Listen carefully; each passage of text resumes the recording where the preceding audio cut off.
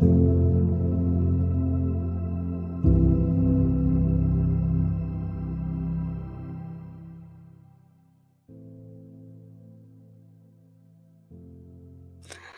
morning and welcome to Unique Peace. I'm so excited today for my guest, Camille Nisich.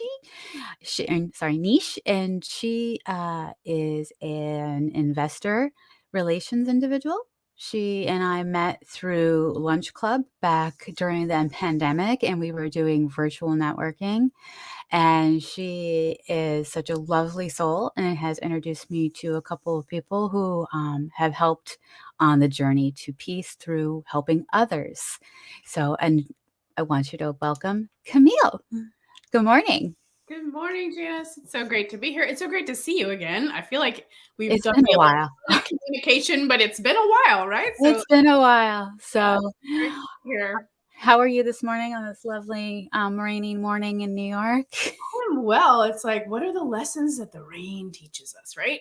Like we love sun, but we need rain too. So Exactly. I think like we were just talking about, it kind of throws us off that it looks like it's 6 o'clock at night. Yeah. It's like, wait a second. No, body needs to be awake, even though we want to be asleep. Yep, exactly. So, you originally are from Texas and you've come to New York.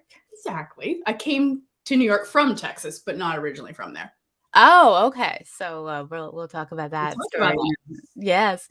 But you are also an investor, you're a coach, you're an all-around, positive person. So why don't you walk us through how you got to where you're at? That's an interesting story, and some of the parts that are relevant for this show. First of all, I love your show. Love it. I love the theme of it. I love this reminder that we all need to cultivate peace in many different ways. So it's just so important. But myself, like how I came to it was I had some early deaths in my family. And I needed to, in some way, I needed to download tools, right? And you never know what you don't know, you just know yourself. And I found that through those times, like my brother passed in terrorist bombing when I was 12, my mother passed away when I was 16. And so I had to learn, how was I going to cope? Right. And I taught myself to meditate. Basically, I would go into the space where I could say, you know what, I can't control what's going on outside in the world, but if I can close my eyes and I can be still, I can control how I feel in those moments. And I can control how I can restore myself and be ready for that next thing that's coming at me that I don't know what it is. And so that's really the beginnings of that. But I was born in Boston, grew up in Virginia. And then when I was in grad school, interned at Dell in Austin, Texas, moved there after I graduated, lived there for 12 years, and then moved to upstate New York. So okay, you're kind of like a story like me. A weird story. Not only that, I have this unique thing where I've lived in 5 capitals in my life. So yeah, 5 capital cities, including Mexico City, which is not even in the United States. So yeah. Nice. There's a story there. That's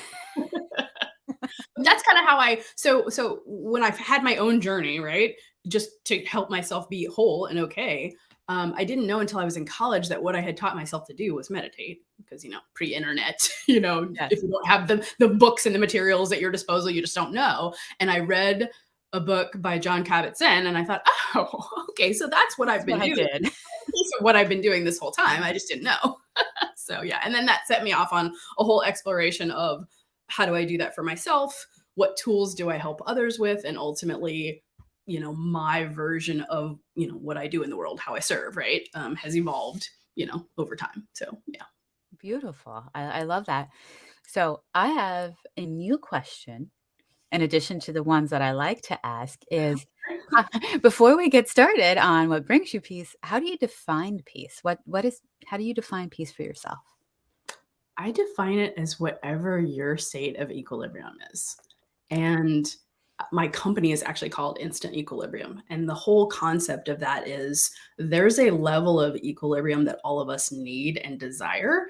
And all sorts of forces in the world will act upon you at any moment, and you need to have tools to instantly bring yourself back. And so for me, that when I'm in my journey or in a moment where I need to bring some peace, that is when I'm trying to get to that equilibrium that is mine, that I desire, and that is my best state for anything that I can do. Performance, quiet, grace, joy, all the things, right? So, yeah.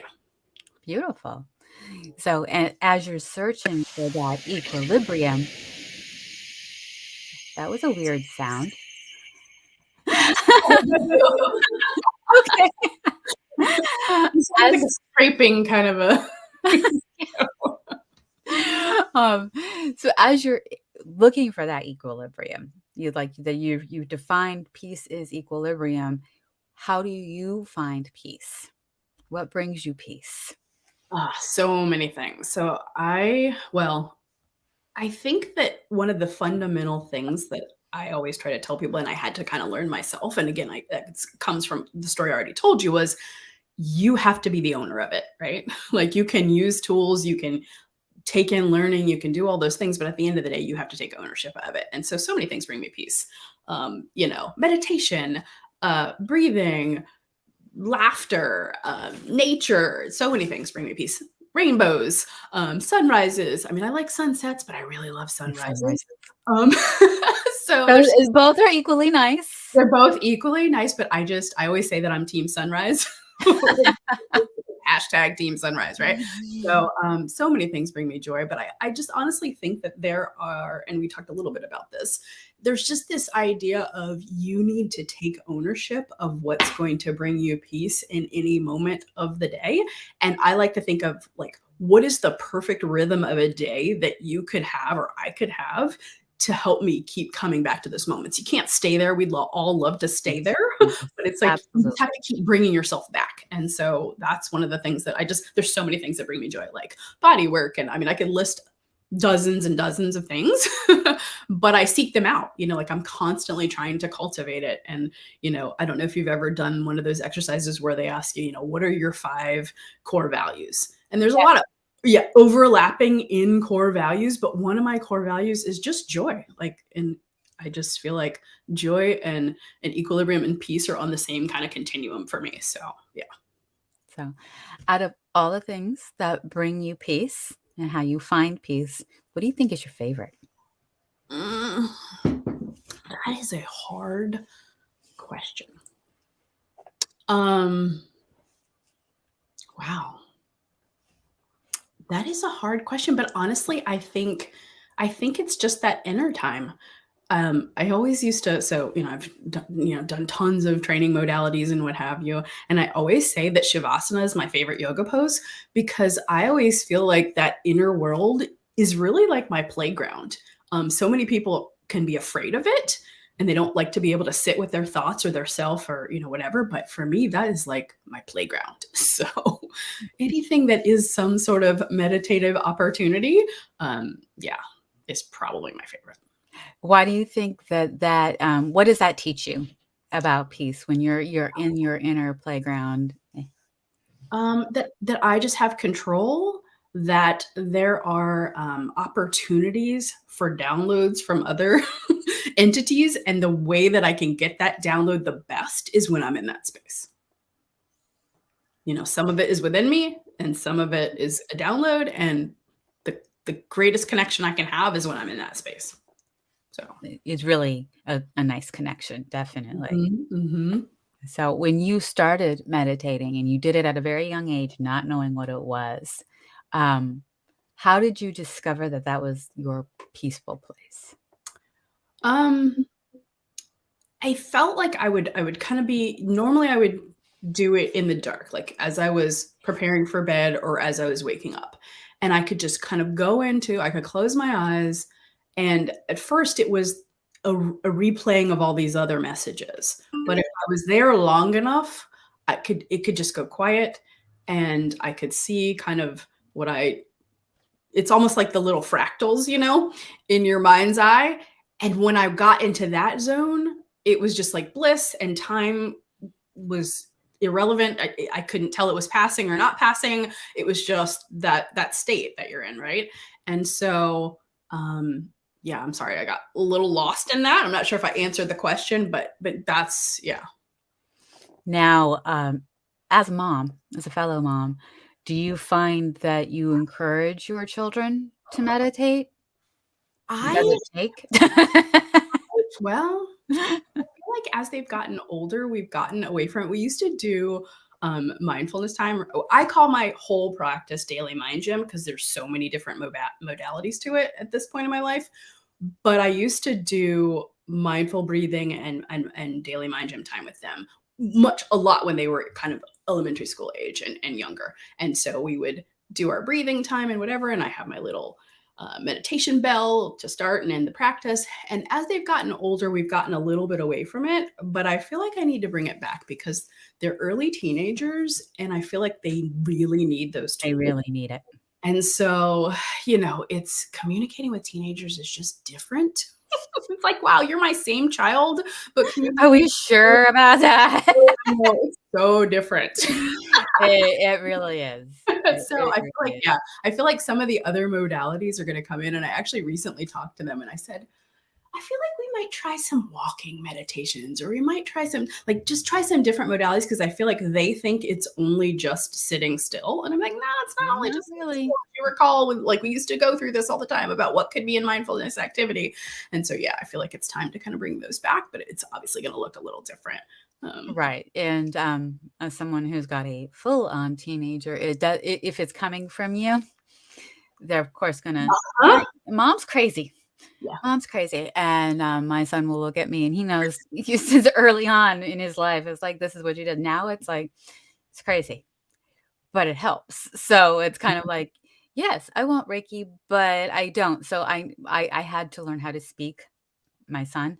And so when I ask after an injury or something, "Do you need Reiki?" "Maybe." And then he Mhm. just gives me a look and it's like, "Okay, so I have to do it over here. Mhm. It can't be over here with Yeah. you." So it's very funny, but, he will do mindfulness and, yoga with the football team and get into that Zen space, and he loves it, but he won't do it with me. Uh-huh. Yeah. Same concept, but I'm not doing it with my mom. So Mhm. it's very interesting to speak teenager. It is, and I feel like and recently, you know, because I'm a person who taught myself to meditate, for years, I was so resistant to being led by anyone. Like, I just didn't wanna be led. I thought, "No, no, no, I got this," but then as I've gotten older and tested different you go on your own journey, right? And so I've said, "Oh, this type I don't like," or "This person I don't like," and so I've done recently a fair amount of Dr. Joe Dispenza meditations, and I thought, He's "Oh, awesome. feel like I could let him like he could give them the adolescent one. I love his and I love his walking meditation for that age group and whatever for young adults. And so I thought, you're right. It's coming from mom. It's a little tricky, but I'm like, I can give you some tools that I authorize and that I agree are going to help you, but they're not me. So yeah. Exactly. Want to welcome Michael watching us. He said, "Good morning, ladies." Hello, Michael. Great energy. So, that actually leads me to the next question is, how do you think you bring peace to others? I think I do it through I think I do it in every encounter, at least I try to, but I also think I do it through my work. In the encounter, I don't know. Again, sometimes you get a download, and I don't know where it actually came from, but I think a lot of it came from witnessing how my mother was in the world. Was I try to leave people better than I found them. And so if it's a smile, if it's a holding a door, if it's a sometimes, and I know you can appreciate this, sometimes you have to model the breathing that you think someone else needs in a moment because you can't tell them you should take a deep breath or whatever. But if you model it, they might follow you, right? They might mirror you. And so sometimes it's just as simple as that. But I always strive to how can I leave this person better than I found them? And the way that shows up in my work is a variety of different ways. One thing I talk about is this idea of, especially when I'm dealing with business people, which is primarily what I do, is like, how can you create your own perfect rhythm to the perfect day? Now, is it possible to achieve perfection? Probably not. But can you pursue it? Yes. Yes. And so it's like, what are your tools that create that rhythm in your day? But oftentimes when I'm doing coaching in particular, and again, coaching is so much I feel like, again, it's on that continuum of, if you do body work, if you do breath work, if you do all these different things, coaching is on that continuum of how do you have someone external to you help you cultivate peace and knowledge and your ability in your way forward in life. And so when someone will come to a session with me, I can tell immediately, like, it's shallow breathing. There's a stress in their tone. If I'm on video, a lot of times I'm on Zoom, a lot of times the camera's on, sometimes it's not. You can see how tense they are. And so it's through my asking of questions and giving them permission and giving them tools that can change. And I always ask at the end of the session, what did you find most valuable from our time together today?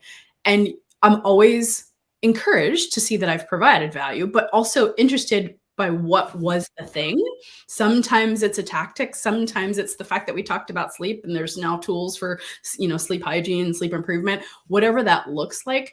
While it is a business coaching session or an executive coaching session, there's all different modalities that I can bring to it. And that helps me not only bring peace, but it also gives me a little peace because it feels like I'm putting value into the world. Interesting that you're an executive coach. So in helping the executives find peace, because those are some very stressful positions. Yes.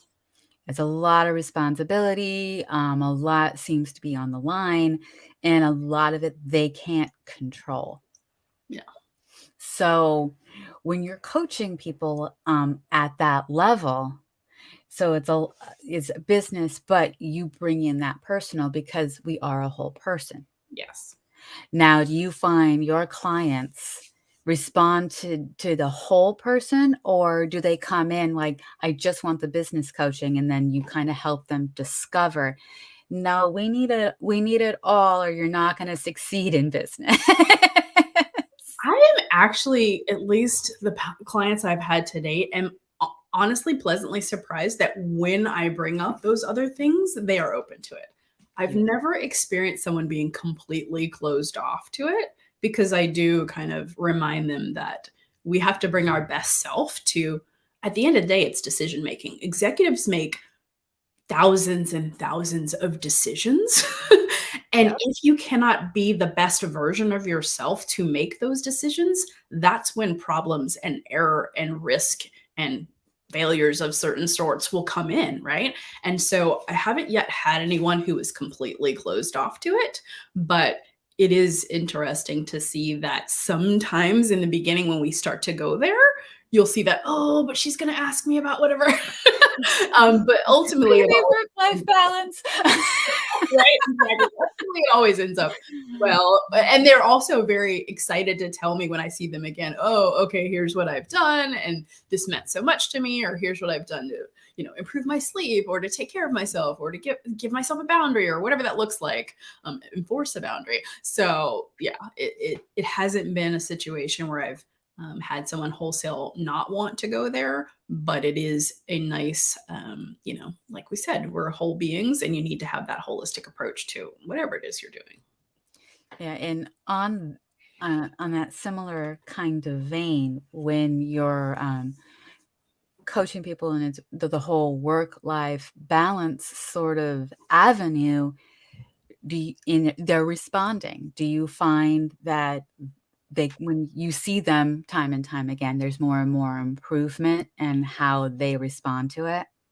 Yeah, and I know you probably experienced this in some of your work too, but sometimes when you ask that one question that is a trigger for them, it's the light bulb moment, they will then adopt that question and they will start to ask themselves that question, right? So it could be anything from, what would feel good in this moment? Is it okay for me to do X? What would it look like to do Y? And so when I see that question and it lands for them, they then will take on that question. And it's when they come back to a session, it's like, Okay. oh, I asked myself that question. And then what surprised me was I did this instead of that. Or, so it's a very interesting way that they can start to ask themselves the questions that will bring them, the greatest improvement. And when you got into business coaching, kind of we're just like taking us how you got into it and working with the whole person, do you find like you thought you were going to take one avenue and then you took another avenue, like in coaching, like I'm going to coach these guys on how to make good decisions and make proper business decisions, financial decisions for the company, and then realize that they needed the whole package? Or did you go in knowing that? I always went in knowing it. And it's one of those things where, and one of my, like I've studied different things, but one of my coaches in one of the business programs that I took, he said, you have to, I can't remember exactly how he said it, but it's ultimately you have to sell them what they want and give them what they need. And so even in that program, it had modalities that were another set to bring to my toolkit that were all kind of body mind tools. They were not business tools, because I just don't think you can do it. You can trick them into just only talking about the business side, but I feel like inevitably it's going to come up.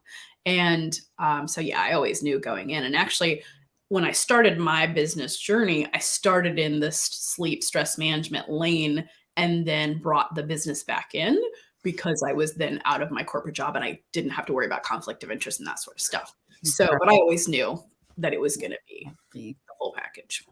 Cool. And leaving the corporate world, I mean, the corporate world is just stressful. And it's hard to find peace. I mean, I find myself sometimes like, it's hard. It's hard to do the corporate world. And it's like, is that something I can go back to? Is that something I can really handle? I spend a lot of time in my car meditating during my lunch hour.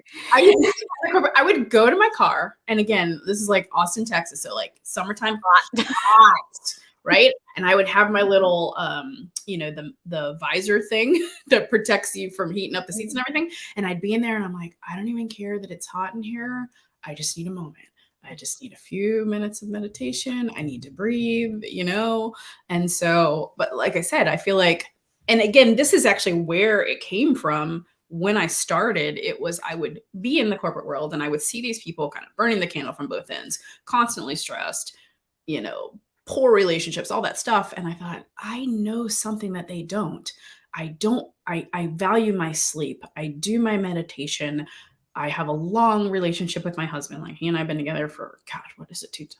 32 years or something, like a long time. So it's like, I know that there's another way. And so I could just see that. And I wasn't going to get sucked in.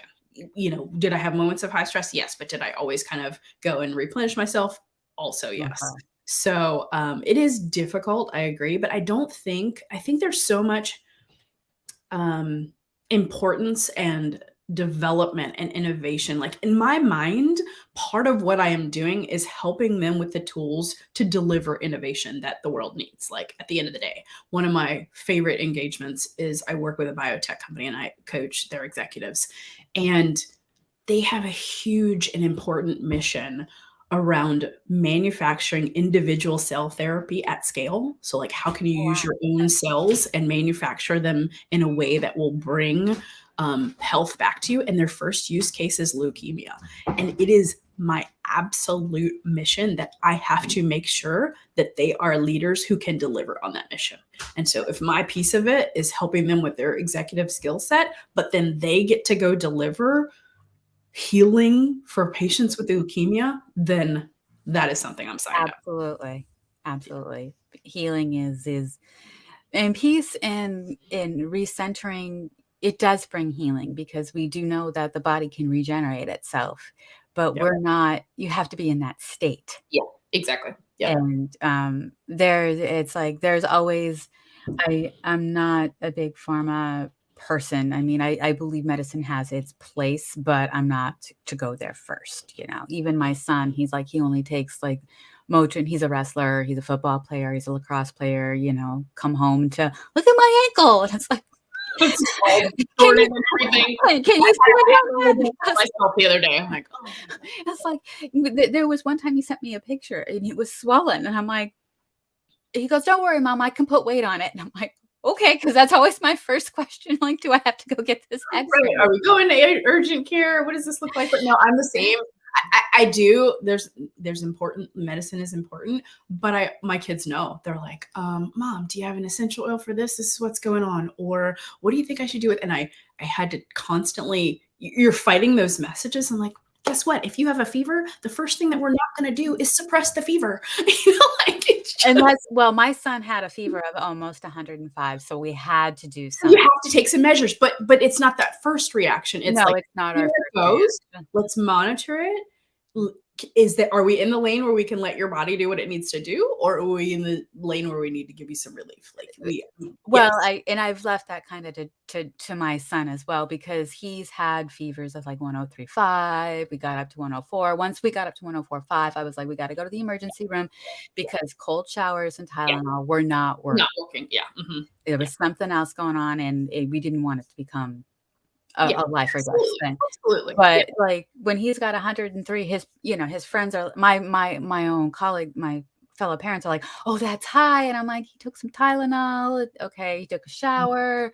We mhm. tried the natural methods. There's this product called Cool Kid I discovered when he was, like, 18 months, and it's like a cold patch that you put Uh-huh. on, Yeah, but it's not our first avenue. And yeah. even with pain, like, I saw that swollen ankle, I was like, "Put some mineral ice and some ice on it, and you see what if it doesn't go down, then we have to go to the doctor. As long as you can put weight on it, it's not Mhm. broken or Yeah. potentially sprained." I mean, we become experts at wrapping ankles. Um, but he knows unless he's in real pain, he doesn't go. Like, his own doctor will be like, "Okay, you can take this much Motrin." But the doctor also knows that that's not our first avenue. It's like, "If you really need it, take XYZ." Yeah, and I think we as humans have to understand that pain is sometimes a teacher, Yep. that change is gonna come with discomfort, and so sometimes you have to sit with that discomfort to see, well, what is this trying to teach me? What is this trying to tell me? And if I immediately suppress that, then I won't get the lesson. Right. So, yeah, Absolutely. yeah. Absolutely. I will say I'm glad your kids go to essential oils first. My kids kinda like, "Get that away from me. I don't want that in my room. What are you putting on my feet? Get away from me." Oh, yeah, the feet. I've been tackling feet for decades at this point. So they know. They're like, what can I do? Or whatever. And it's funny because, my kids this year, both middle schoolers, although one's going to high school. And so this past year, my daughter, again, coming out of the pandemic, was the sickest she's ever been in her life. And it wasn't awful, but she got a couple of colds that kind of, caused her to be out of school. And I said, you do know that back when you would put your immune support essential oils on your feet every day of elementary school, you basically never missed any days. So I know that you're a cool middle schooler now and you don't want to do that, but you might want to go back to that. So It's kind of like when it's cold outside and they don't wear a coat, it's because, I don't want my friends to know I own one. I know yeah, I know. Have you My ever son will seen go out with 2 hoodies. He's good. Like, "Okay." okay, the hoodie culture, my house as well. My kids go out, and my daughter's so funny. She'll go out with a hoodie with gloves. And I'm thinking, if you need gloves, you probably need a jacket.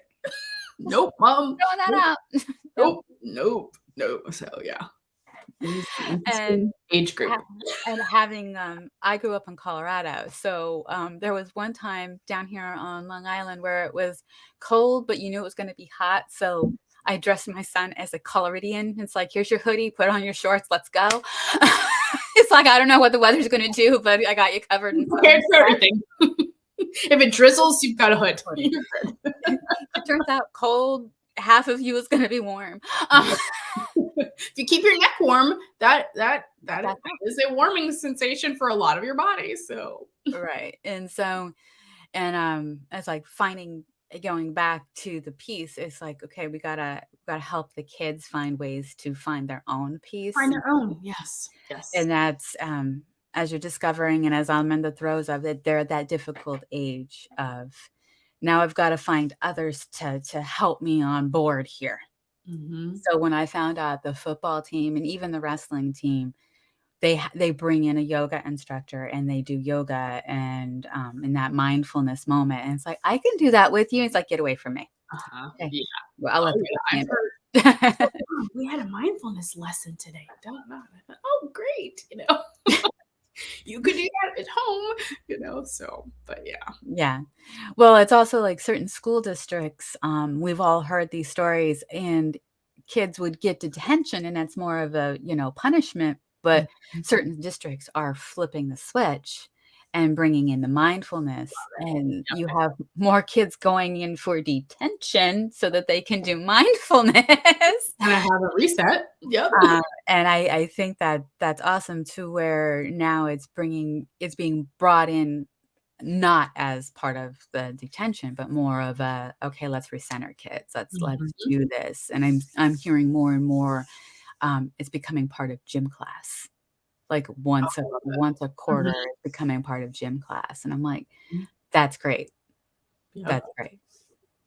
And bringing peace to kids because it's become, I don't know about you, but when I was growing up, it wasn't the anxiety-driven mentality it is now, and we didn't have I guess we had our own version of We FOMO, did, but it wasn't. but it's instant now.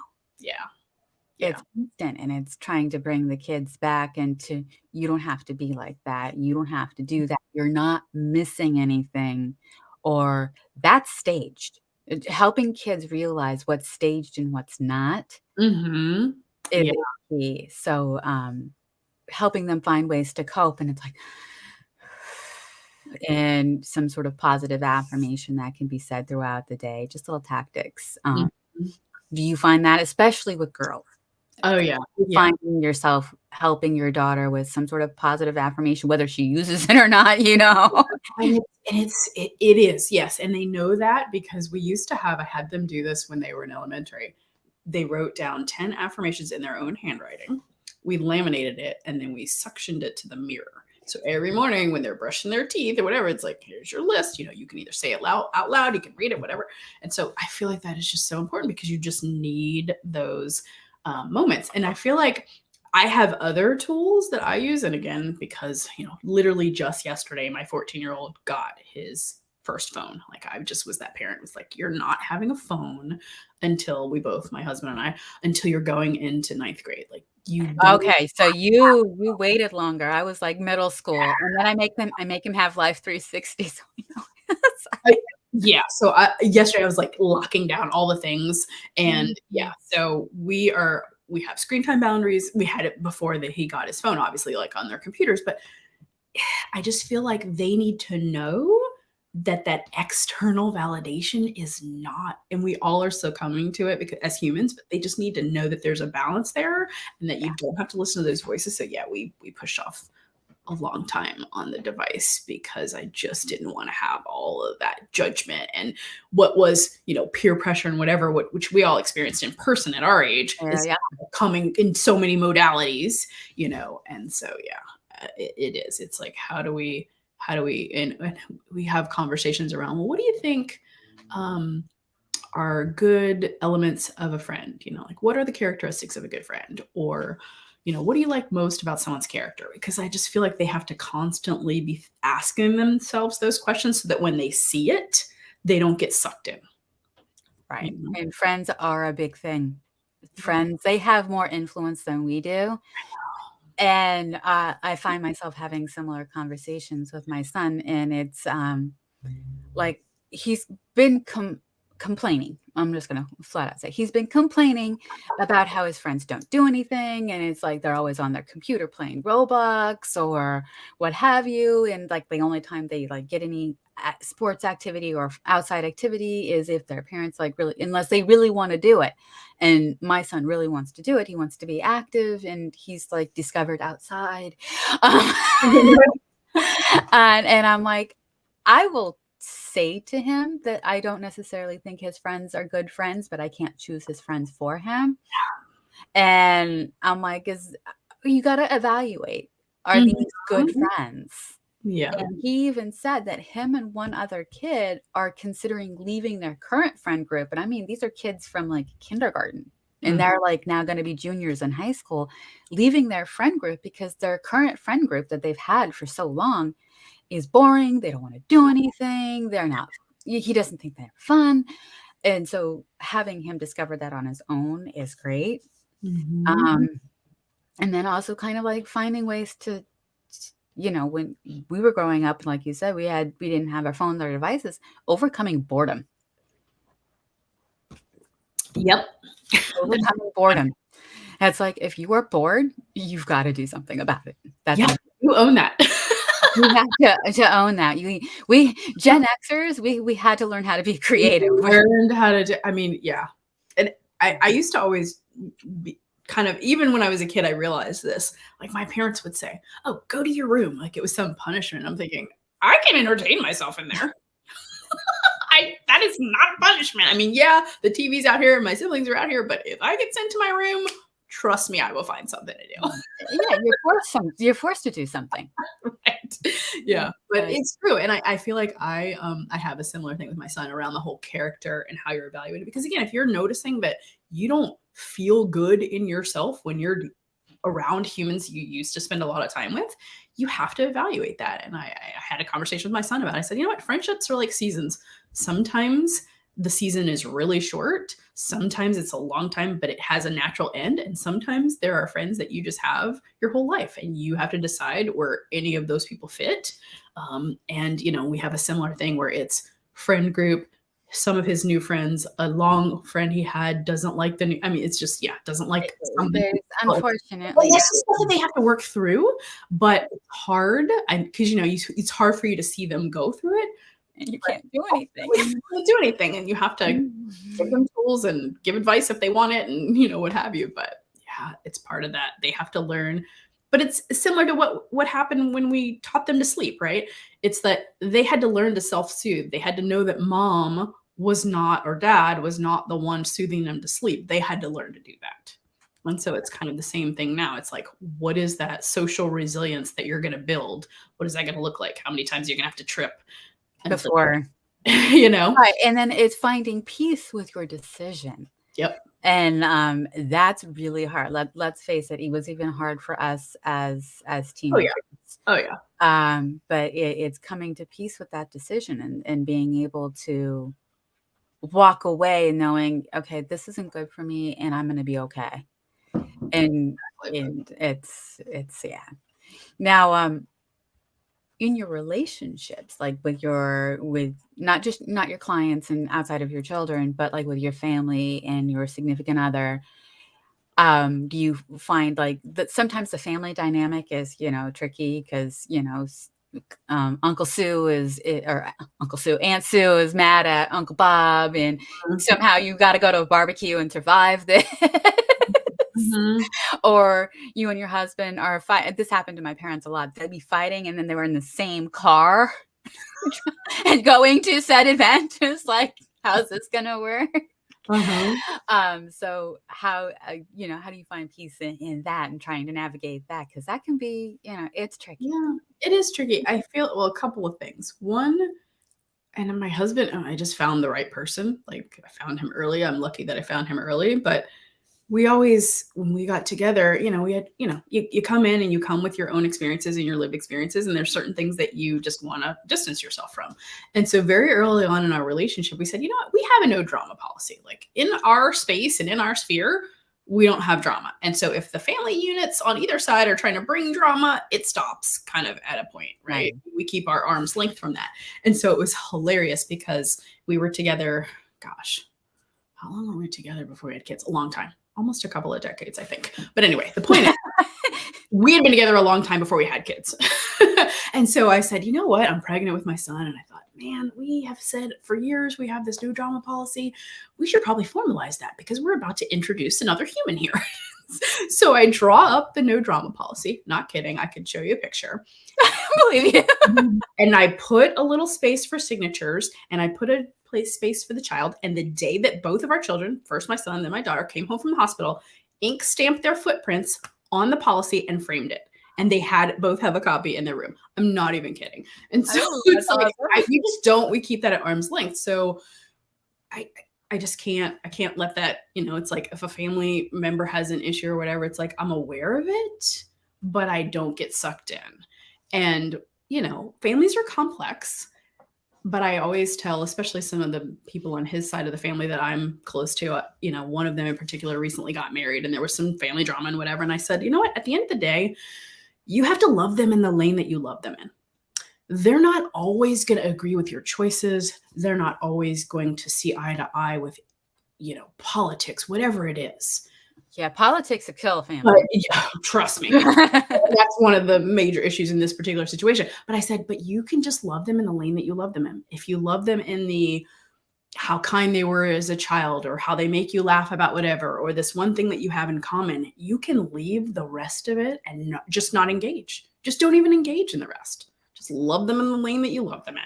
And I said, that's what I do. Like, I came to this family, I was brought into it. And so there's a lane that I love them in, and there's just certain topics and other things that we just don't talk about. And that's okay. I have a very similar personal thing. It's like my and it was politics related, and it's like I love my stepdad's mom, my grandma, but she would try and beg and egg, and I'm like, I'm standing firm where I'm at. You gotta love and accept me where I'm at. And if you can't, that's okay. I love and accept you where you're at. I don't engage. It's Yep. like, okay, I have to say very similar as the no drama policy. Unfortunately, there has been some drama. I'm not going to lie, but it's, as much as possible, because it took a long time for me to get into a peaceful state. And it's like, okay, that's grandma's policy. That's grandma, the way she behaves and the way she believes. But I'm over here standing tall and firm and where I'm at. And if I change my mind, great. And if I don't, great. Yeah. And because she was at that age where she wasn't going to change her mind. You reach a certain point. Yeah, some of your family members get to that point where they're not going to, but I just feel like, at some level you have to own it for yourself. Have you ever read the book How to Do the Work by Dr. Nicole LaPera? I think it's No, that's a new one for me. Oh my gosh, you have got to get this book. It's about basically how you heal from whatever your version of trauma was, but you do it kind of yourself, your own self-healing, your own reparenting, your new boundary setting with people who want to keep you in that mold of when you were a child or whatever it is. And there are so many amazing tools in there, but there's some really good ones around how you define and then enforce boundaries, particularly with family members. That is just brilliant. So good. So good. All right, so I will put that on my list. I have like this whole book stand of books I've actually read that have been well loved, like highlighted. I don't think I've read a book for enjoyment since college, because I always found that I picked up one novel after college just for enjoyment, and I found myself correcting it. I was like, "You forgot a comma here." So now I'm more like I can read self-help and personal development a lot easier, because I feel like I'm learning something. I believe I'm a firm believer in never stop learning, and How to Do the Work sounds like something that would be very helpful in every way. So good. And it's one of those things where, how you'll have different people, and I'm the same with nonfiction. Like, I read the occasional fiction book, very occasional, very. But I read nonfiction like it's going out of style, right? Like, so many books concurrently and whatever. And so multiple people had recommended it, and I thought, okay, enough. I heard it from enough time to do it. Then I'm just gonna raise that up the list, So, and I just finished it. And apparently she has another one. I forget what the new one's called, and it's a workbook. But there's a lot of exercises even in this one, and just in particular, I don't know, the boundary setting stuff and the reparenting. But it's all around self-healing. There's a lot of stuff about vagus nerve in there, which I'm sure you would enjoy. I love vagus nerve. So yeah, as a Reiki master, I really bring in anything that can assist and enhance an experience. By all means. Okay, and I'm going to give you this one just because this is like, again, so I talk about this idea of the perfect rhythm of your day, and I always think that it has 4 steps: breathe, activate, supplement, and sleep. And so activate has so many modalities, but one of them is just learning and study. And this is like my favorite. It's called Body by Breath. Have you read this? No, but I've heard of it. Okay. I've heard it that way. As you can well see, it's going to take some time to get through. That looks like a textbook. I have been a Jill Miller fan for so long. She does yoga tune-up and kind of self-massage kind of stuff, right? Modalities. And I thought, I went to a session where she was launching this book, and a lot of vagus nerve stuff, and just really good. So Oh, she's Highly. now on my radar. Mhm. I'm a big fan of Dr. Joe Dispenza. I'm a big fan of Nathaniel Braden, the Six Pillars of Self-Esteem, Mhm. and so I like him a lot. And I've read a lot of those type of books, so it's Yeah. step by step in getting there, and then just doing the healing work. Mhm, and Doing the sometimes it's healing just work. amazing, like, sometimes people will think, "Oh, I read that." And I'm thinking, No, you got to practice "Live it?" it. Like, always people go, "Oh, yeah, I read Think and Grow Rich," and I'm like, "You do realize it's basically a course. It's not a book that you sit down and read cover to cover. It's like you're supposed to To adopt." do stuff. Yeah, yeah, exactly. Because 'cause I've read that too, and you're supposed to do the work. Right, exactly. Which It's is not why I like love the title of How to Do the Work. It's like, "Oh, yes. By the way, this is not a book you're just gonna read, you're gonna do some work." yeah, it's kind of like there's a difference between Think and Grow Rich and How Rich People Think.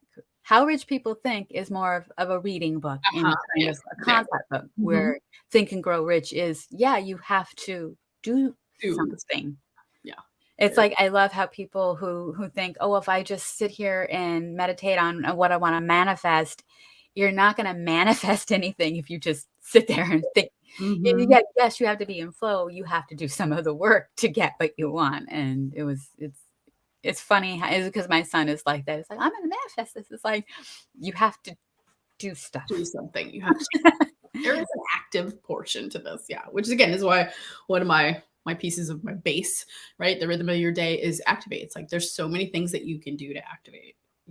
It's time to think. It's massage. It's your own self body work or getting body work done. It's grounding. It's like so many different things because you have to figure out how am I going to make myself operative for my day? How am I going to be optimal in my operation of the day? And you have to have some of that, otherwise yeah, you're not moving forward, right? Have you read The 5 AM Club? I haven't, but I've been an early riser my whole life, so I think you would I'm sure there's something in there that I would learn, but I'm thinking, I love The 5 AM Club, and I highly recommend it to okay, you, okay. just by things that you're saying. I'm like, "Yep, Mhm. that's in there, Okay, in there." The love as it. we're I'll sharing check book it club out. here. No, I will add it to my list. Oh my goodness, yeah. Um, glad to meet a fellow avid reader. So as you are working with people, whether they're executives, family members, just general people in your life, children, if someone's coming to you and it's just like, Camille, it's been a heck of a day. It's been one big roller coaster of a day. I've got to recenter. I've got to come back and just find some peace. Or it's like, I'm frazzled. What's in your toolbox that you can pull out really quickly that might help somebody really quickly? It's literally gonna be breathing. So I am a student of many different modalities, but I feel like the most accessible. Do you know Lucas at Yoga Body?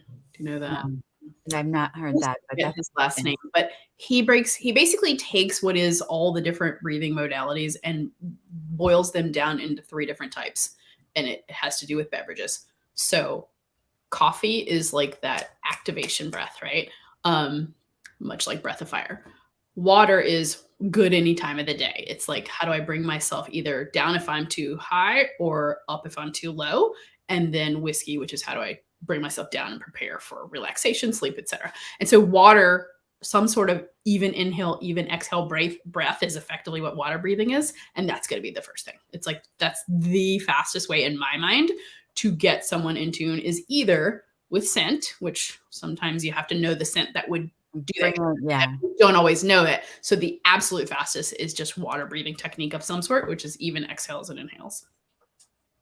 beautiful, beautiful. I've never heard it put that way before, so that's very cool. Yeah. And I think the breath is because again, of my base, breathe is the first one. That is so critical. And if you did nothing else, you could do so much just with breath work.